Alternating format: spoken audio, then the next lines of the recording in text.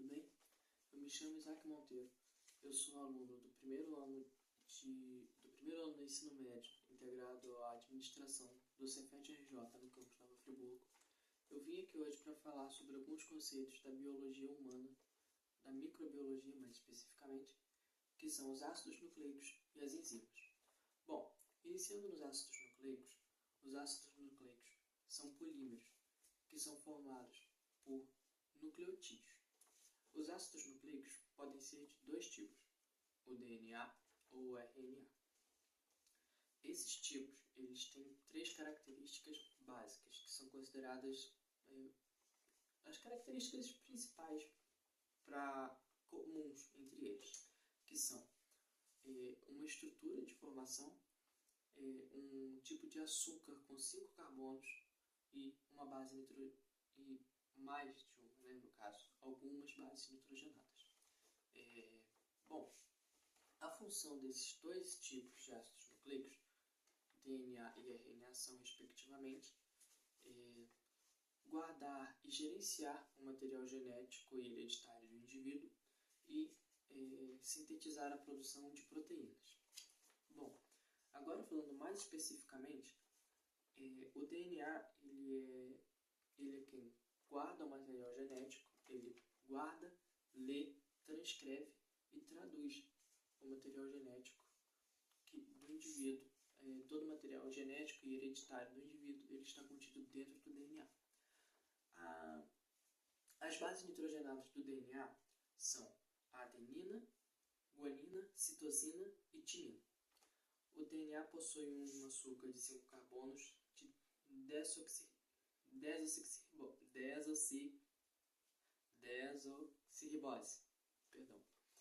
E o DNA ele é formado tem uma estrutura de dois filamentos de nucleotídeos em forma espiral, formando aquela clássica figura de DNA que é tão popular.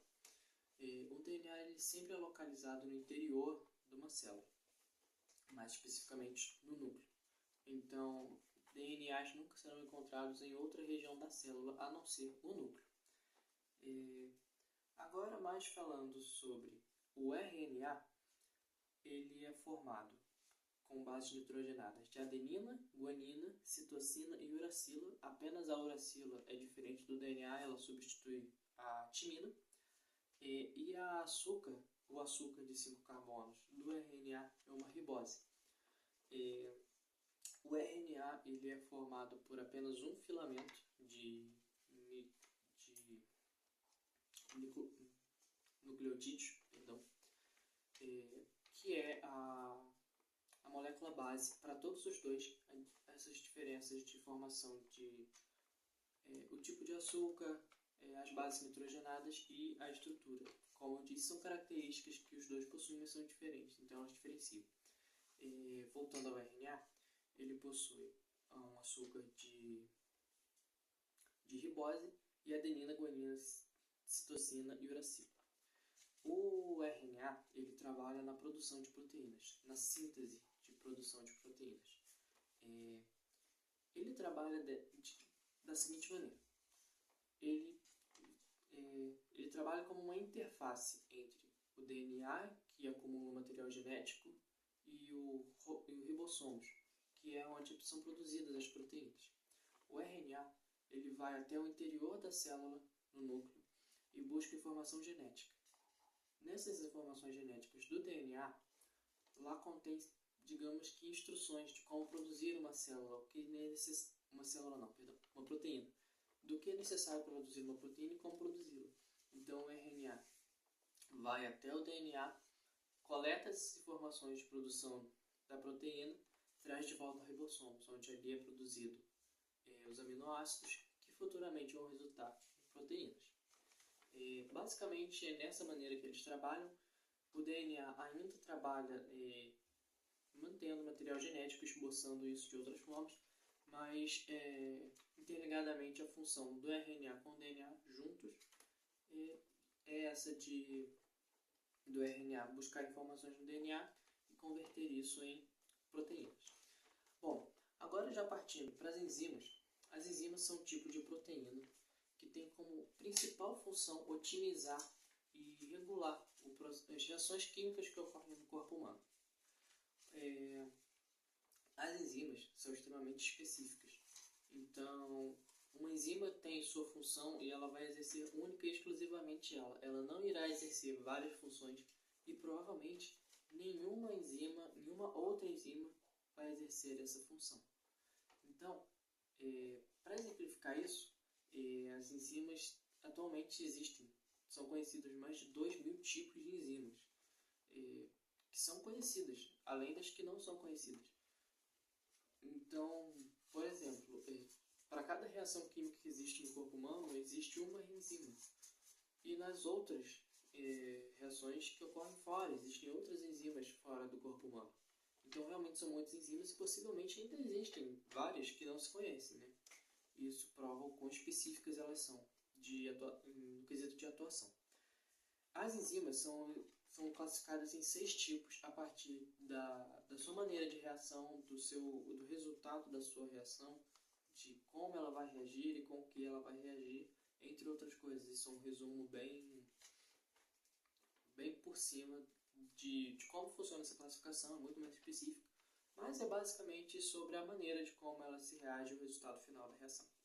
Elas são divididas em oxidorredutases, transferases, hidrolases, liases, isomerases e ligases.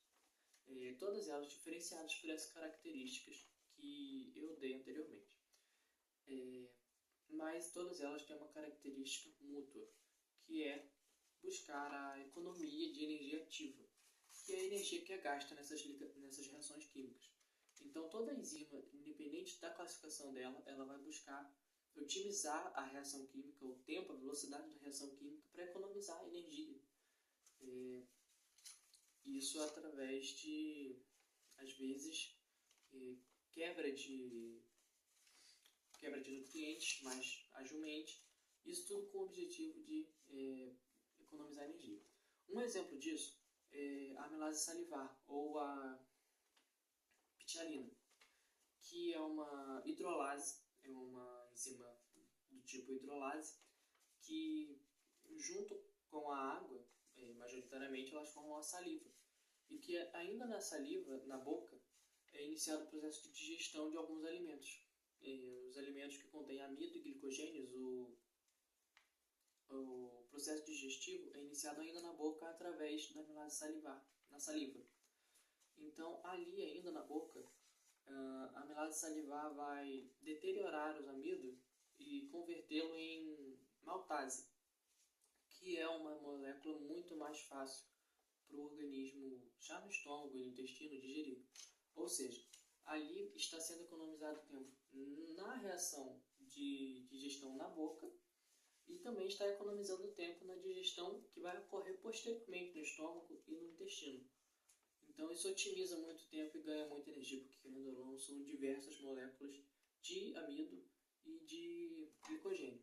E é lógico que isso acontece com outros nutrientes, e outras enzimas fazem essas funções parecidas, tem outras enzimas que fazem funções diferentes, mas esse é um exemplo que é bastante clássico até, e que exemplifica bem isso, de como é econômico esse tempo, que as enzimas adiantam no processo de reações químicas do nosso organismo. Bom, é isso. Muito obrigado pela atenção. Perdão por algum erro, eu estou um pouco nervoso, mas foi isso que eu preparei hoje. Muito obrigado pela atenção e até a próxima.